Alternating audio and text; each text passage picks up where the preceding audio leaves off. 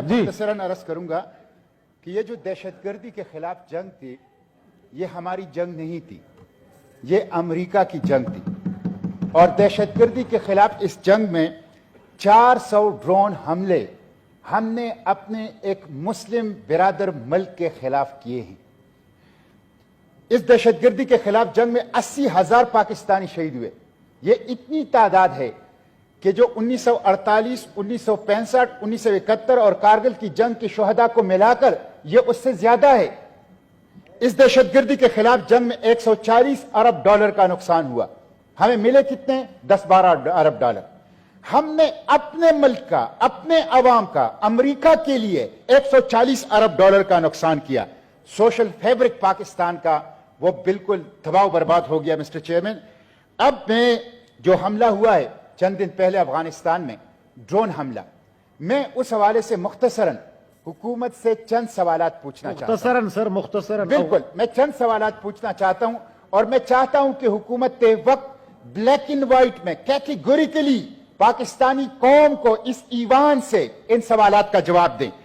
ایک تو یہ ہے کہ یہ جو حملہ ہو رہا تھا اس سے 2 دن پہلے وزیر ہوابازی سعد رفیق صاحب کا بیان آیا ہے کہ پاکستان کے اوپر بہت زیادہ پریشر ہے ایئر سپیس کے لیے، بہت زیادہ پریشر ہے ایئر سپیس کے لیے۔ ایک تو ہمیں اس کی وضاحت کی جائے کہ پاکستان کے اوپر ایئر سپیس لینے کے لیے کس کا پریشر تھے اور کس کا پریشر تھا، کس کا پریشر ہے۔ وفاقی حکومت اور وزیر ہوابازی اس کی وضاحت کریں۔ پھر مسٹر چیئرمین، یہ جو معاہدہ ہوا ہے ہمیں یہ بتایا جائے کہ کیا IMF کی قسط کے ساتھ اس ڈرون حملے کا کوئی تعلق ہے؟ کیا IMF کی قسط کے ساتھ، IMF کی قرض کے ساتھ، IMF کے معاہدے کے ساتھ اس ڈرون حملے کا کوئی تعلق ہے؟ کیا IMF کی قرض ہماری آرم ٹویسٹنگ کے لیے، ہماری غلامی کے لیے، امریکہ کے سامنے ہمیں جھکانے کے لیے ایک ٹول کے طور پر استعمال ہو رہا ہے؟ ہمیں اس سوال کا جواب چاہیے۔ مسٹر چیئرمین، ہمیں اس سوال کا بھی جواب چاہیے، کیا پاکستان کے ہوائی اڈے استعمال کیے گئے؟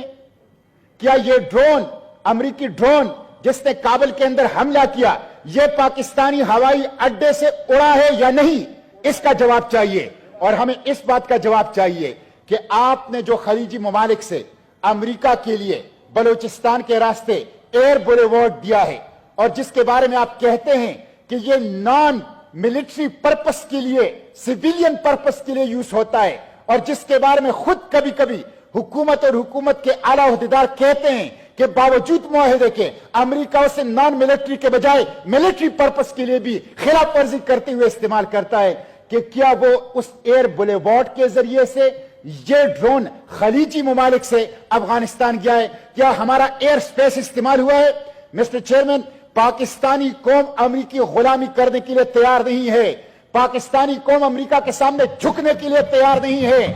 چند ڈالروں کے عوض پاکستان کی مٹی کا سودا، پاکستان کی ہوائی ایئر سپیس کا سودا، اور پاکستان کو اپنے برادر ملک کے خلاف استعمال کرنے کا سودا پاکستانی قوم کو قبول نہیں ہوگا۔ وزیر دفاع کو آنا چاہیے، وزیر خارجہ کو آنا چاہیے، وزیر اعظم کو آنا چاہیے، اور قوم کو ان سوالوں کا پارلیمنٹ کے فلور پر جواب ملنا چاہیے۔ پاکستان غلام نہیں رہنا چاہتا، پاکستان امریکہ کی غلامی قبول نہیں کرے گا۔